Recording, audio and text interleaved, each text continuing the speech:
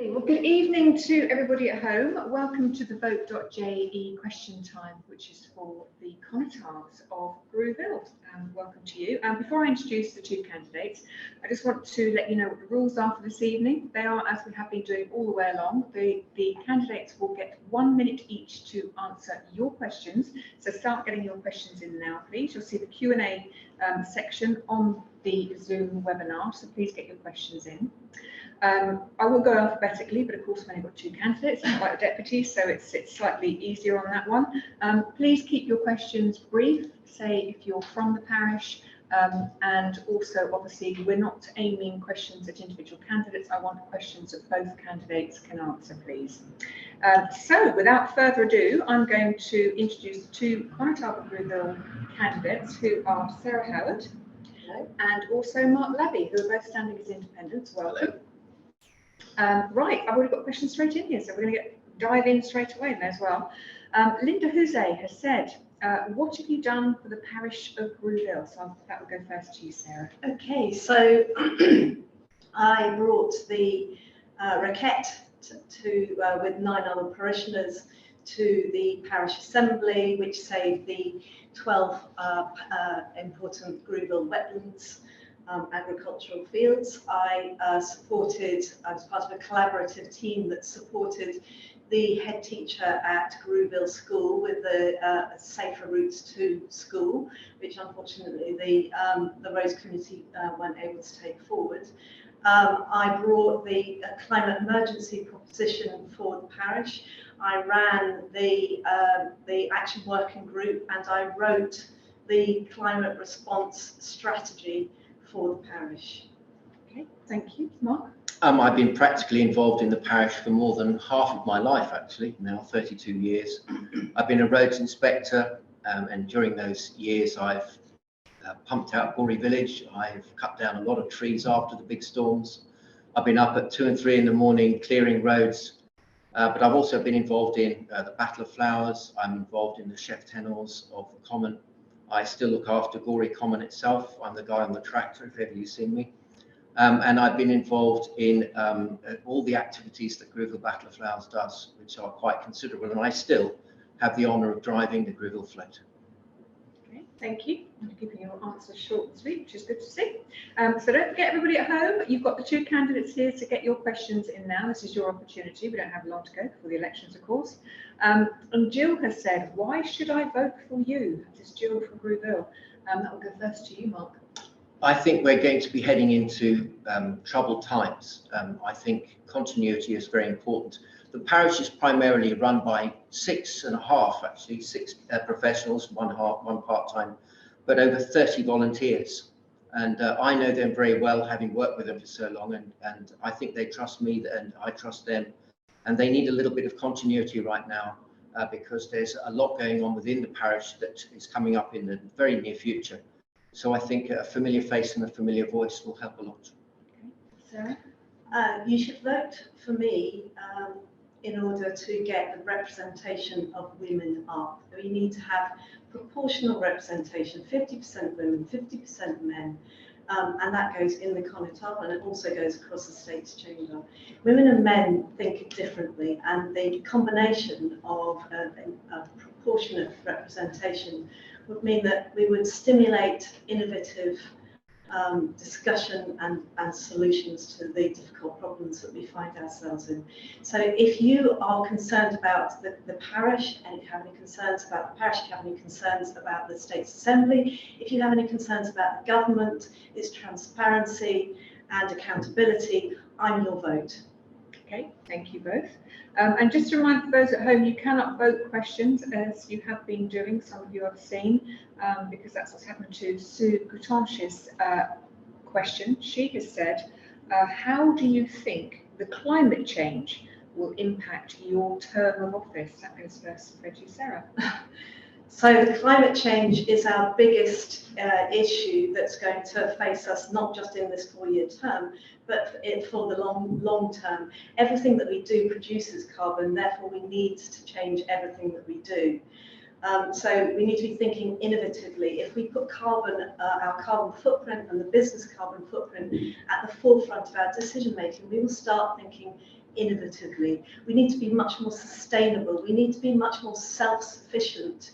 So climate change is in the forefront of our minds and our actions in order to walk through these multiple crises. Thank you. And Mark? I think we've already experienced a great deal of climate change impacts in Jersey over the past decade. As a farmer for 20 years, we used to have relatively stable weather patterns. And that's one thing I believe we've lost. We're experiencing extremes of weather all the time. We're getting tropical rainstorms. My house was flooded by one of them a few years ago, just before Battle of Flowers. So I think it's already here. We don't have to rely on the wonderful Sir David Attenborough to tell us that. I think Jersey is already experiencing climate change, and we desperately need to put it at the top of our agenda for the future. Okay, thank you both. Right, Anne is now at the top of the question list, and she says, what professional qualifications do you have, and how will that benefit the parish and the states of Jersey? That's Anne from Grouville, and I'll go first to you, Mark. I trained in farming. I was educated here, but I was sent away to train as a farmer because my whole life I was, from the 5-year-old, I was out in the fields. So I aimed my life at the farming industry, which means that I've went away to Parish College, as did many of my colleagues in the industry, and gained an NCH there. But there was an extensive business management course involved, and I think that helped me enormously in my decisions to actually sadly leave the industry with projections that we were running. So yes, that's the qualification I bring, having run my own practical business. Okay, thank you, Sarah. So I'm a chartered accountant. I am a Cert-Ed qualified teacher. I'm an executive leadership coach. I have professional qualifications in psychology and in mindfulness and in embodiment. I've worked in the government of Jersey in health and community services, running the finance team for 11 years. I've been a teacher at Highlands College teaching business. I've recently been running my own business supporting women senior leaders across Jersey and London with innovative change. I will use all of those skills and experience in supporting the parish to expand their skills and challenging ministers and civil servants. Thank you. Okay. Right. Well, you're going to get the opportunity to talk about money now because Wendy from Grouville has asked, have you looked at the parish accounts? And if you have, what have you learned from them? That goes first to you, Sarah, doesn't it? Yeah. Okay, so yes, I have had the opportunity of looking at the parish accounts, and what I would say is they're very cumbersome and difficult to interpret for the layperson. So I would want to be reorganising that so they're much more user-friendly. I'd say that the financial position of the parish is very strong. There's a lot of cash resources which I'd like to see better invested to add economic value, to add social value, to add environmental value for parishioners, for all parishioners. I've had a look at the expenditure of the parish, and I'd like to ensure that it's efficiently and effectively spent. So I'd like to introduce an investment prioritisation process where every pound that we spent achieves the aims and objectives of the parish. Thank you, Mark. Yes, I have indeed. Our budget is less than 700,000. We do have a reserve, I think it's fair to say. We are not allowed to charge the ratepayers, this is by law, any more than we actually have to charge them. But there are projects up and coming very soon that will require a lot of capital investment. We do have a failing roof on the parish hall, which is something we need to plan for. And that's what I've done as I'm treasurer of 3 associations now. I like to plan ahead. I don't like surprises. And I think this is something that I have particular skill for. Okay, thank you. Well, I'm going to ask Peter Hargrave's question now, because he kind of follows on from that one by saying, what do you feel are the biggest financial problems facing the new parish assembly? I know you've mentioned the roof there, but is there anything else that will go to you, Mark? The things that we actually need to look at are we getting value for money? I know we're now signed up to curbside recycling, which does worry me somewhat because I've seen it in action on the street. I'm not quite sure whether it needs to be an all parish and parish-wide collection. I think it should be more targeted. I think it should be targeted for those who need it, as opposed to parish-wide. I've been on the street with a bin lorry delivering the mail, because I'm a postman, ladies and gentlemen, and they put all the recycling in the same lorry. I'd need to know more about that process, and in the same way, I'd like to see other processes that we do actually making sure that we are getting value for money out of them too. Okay, thank you, Sarah. So yeah, on my manifesto, I talk about two things that need to be addressed within the parish, and they are the parish roof, because I'm also aware that that's about to be replaced, and we need to be looking at that in terms of I don't know how much it is, but it's going to be a significant investment. So that needs to be looked at, and it needs to be looked at not just in a sole possibilities. There need to be options around this. We don't want to be investing hundreds of thousands of pounds on a parish roof. We need to be thinking about the possibilities. There'll be more than one possibility. So we need to look at an options appraisal. The other thing that I have on my manifesto is indeed curbside recycling. I was part of I produced the strategy, the climate change strategy, and within that, there was an initiative of curbside recycling. And with that initiative, I was advising caution, because we do not know what happened to our diligently recycled materials. Thank you. Okay. The next question is from Ari, and I quite like this question because it's a nice positive question. So we're going to go into that one. And Ari says, what do you most admire about your fellow candidate? So that would go first to you, Sarah.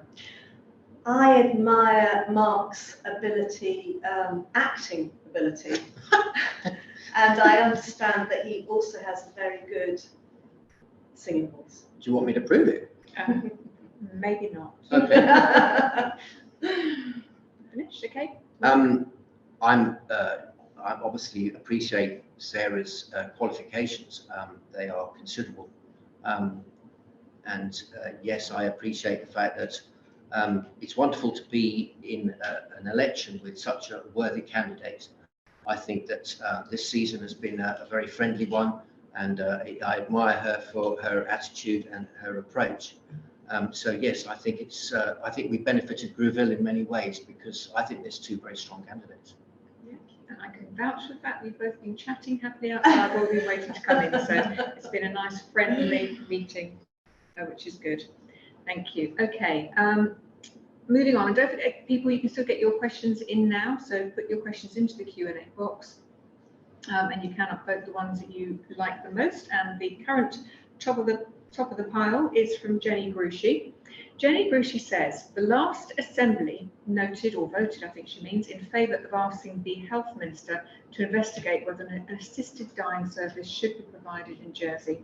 What are your views on the matter? Goes first to you, Mark. I was very clear at the hustings that I am, in fact, I know it's very contentious, but I am personally in favour of assisted dying, but not in isolation. I'm anxious about the effect that may have. Switzerland has a system that's currently working, and I don't think that Jersey should be an isolated case. I'd rather see this Europe-wide, where people are allowed to end their lives with dignity, surrounded by family and friends and their loved ones. I'd be very anxious about us doing that in isolation. I was a registrar, so I know the value of life, and you've got an awful lot of checks and balances you have to make before such decisions are made. But let's do it Europe-wide. Okay, thank you. Sarah. So this is an incredibly emotive subject and very personal. As I've gone around the parish, there's only been a few people that have mentioned assisted dying to me and asking my views on it. And largely these people have come from a religious background and interest in it. it has to be said that a lot of work has been done. There's been a citizens' assembly, there's been a decision in principle by the States Assembly. There's been a lot of work done. There's about to be another proposal made by the Government of Jersey and a consultation with the general public.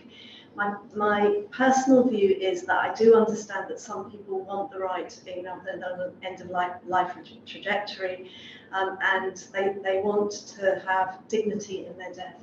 But I also understand that if it was my personal family, that I would want to care for them. So I do believe in freedom of choice. Thank you.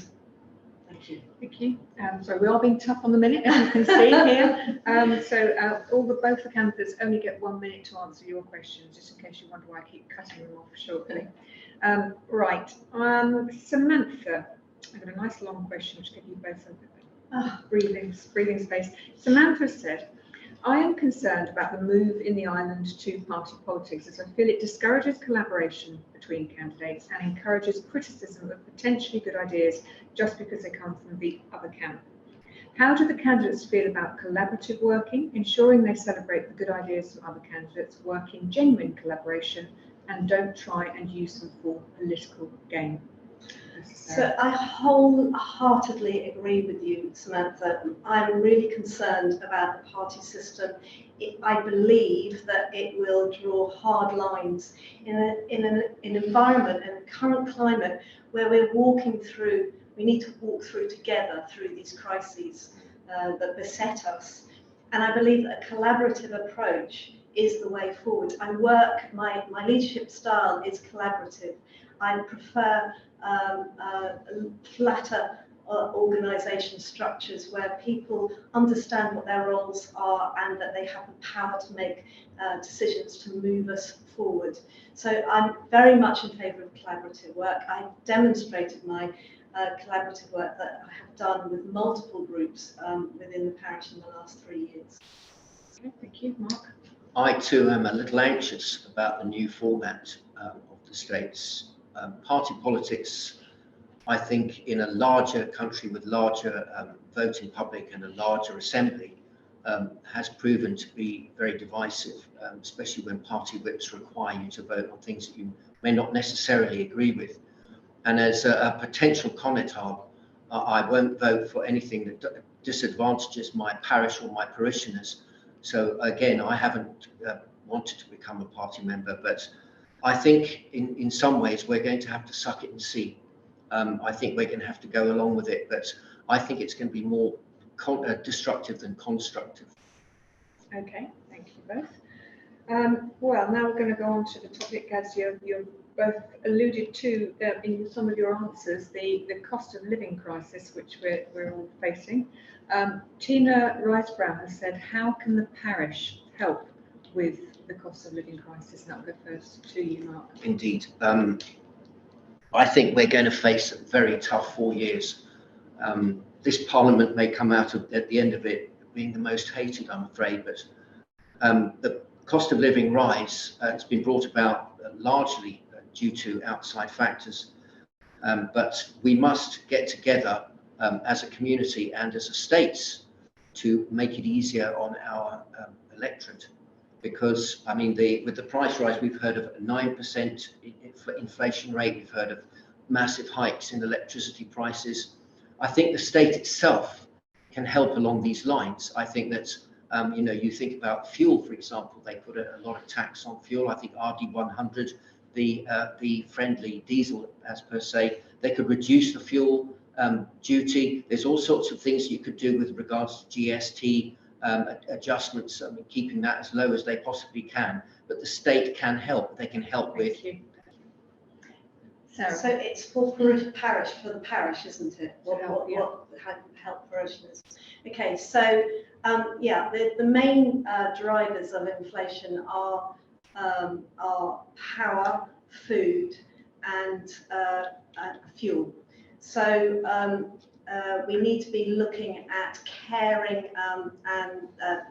So I would want to maintain a direct and good relational rapport with our farmers to ensure that the government is delivering what they need in order to be able to produce more sustainable food. We need to be able to, I'm all for community gardening schemes, caring and sharing together. I'm all for repairing and making good. And I will ensure that food, GST on food is removed. I will push for sustainable power through solar, and thank you. Thank you very much. Okay, right. Jenny Grushi has said, why are we critically short of nurses at the hospital? And why are so many doctors' posts filled by locums? I think we've probably got a few answers to that one. Sarah? Okay, so that's a complex issue, isn't it? There's a world shortage of skills in nurses. We have a building that is not fit for purpose. We have a questionable management style in health and community services. We have a new care model that is more or less like an overlay of the NHS, and staffing. The reason that staff would come to Jersey in the past was because it wasn't the NHS. And so the attractiveness of Jersey is deteriorating. And finally, the accommodation is a massive problem. It's costly, and finding it is a big problem for health and community services. Thank you, Mark. I mean, I agree that the issue is going to be accommodation. The hospitality industry has some of its own, the farming industry has some of its own, and indeed the hospital itself has got its own accommodation. I deliver to it, and I've been delivering to it for a long time.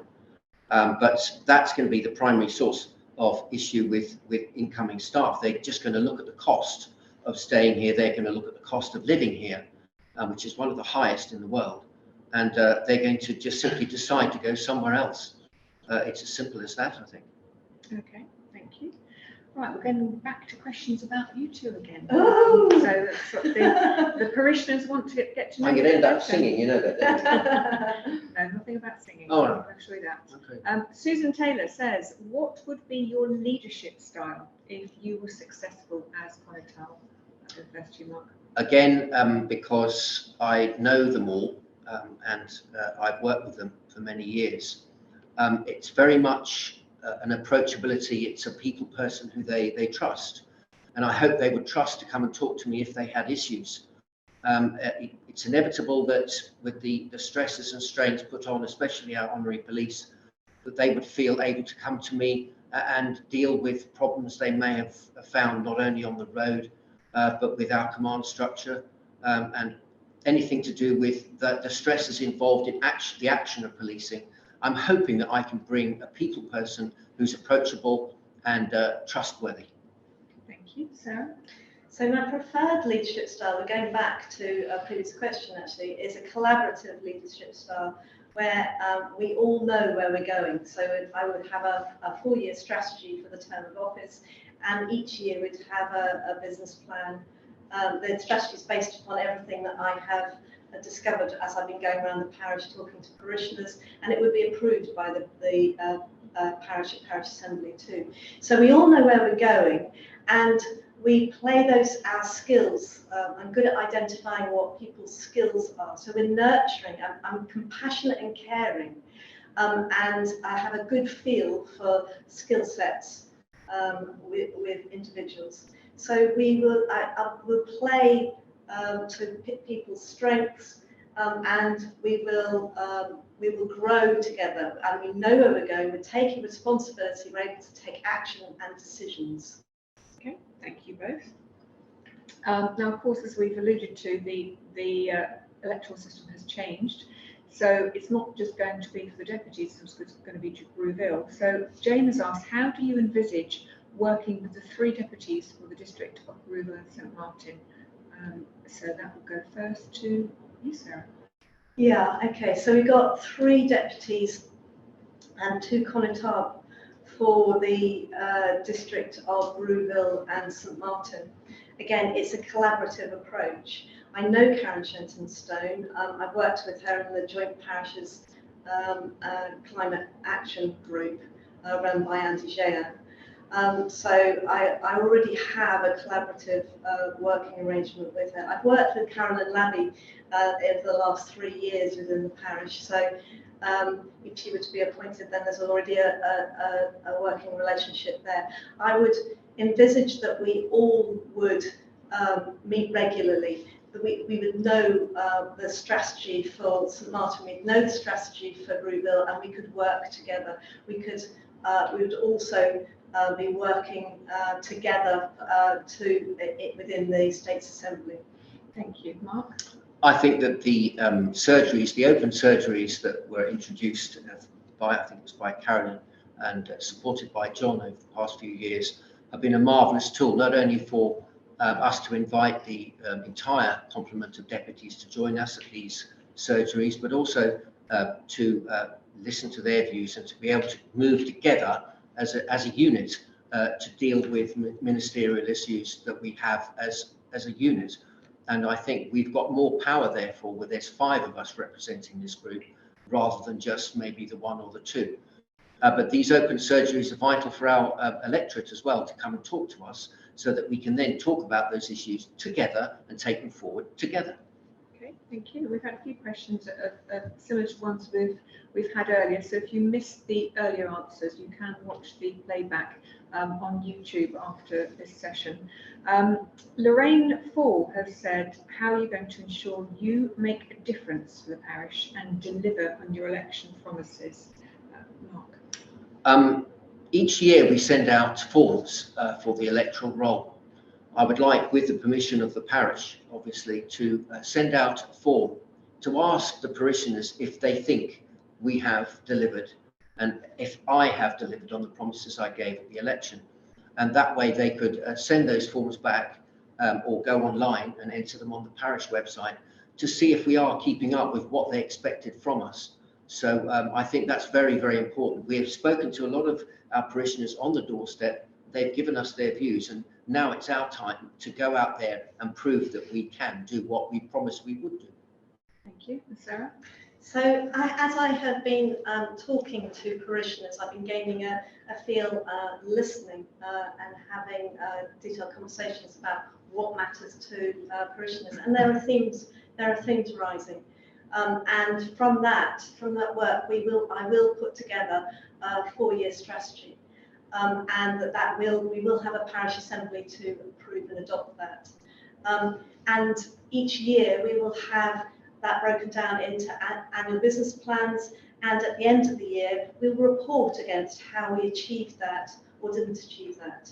So we're constantly listening to the parishioners, reflecting what they want, and then reviewing at the end of every year.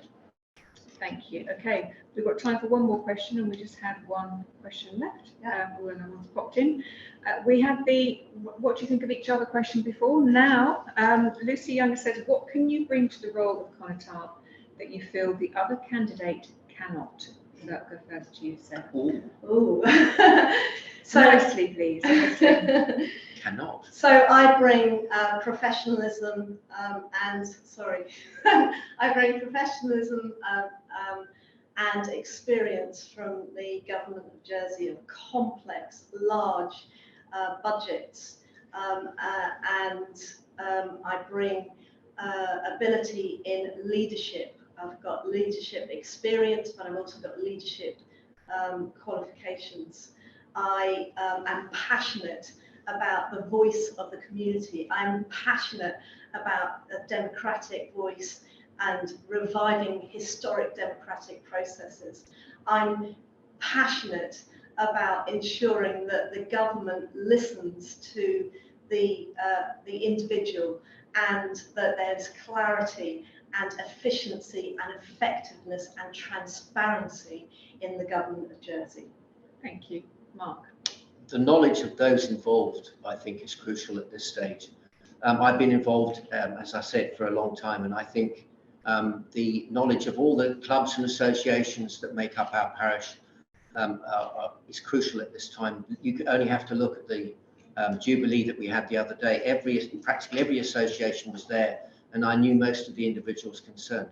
It's all about knowing the people and listening to the people and making sure that their views are heard. Thank you very much. And thank you to both candidates for Connétables of Grouville. That is Sarah Howard and Mark Labby. Thank you to everybody at home for your questions. You have still got time to register to vote. I'm sure most of you have registered to vote, hopefully. You've got until midday this Wednesday. And if you were registered to vote, you can go to the pre-poll because that is open this week if you want to do that. All the information, of course, is on vote.je.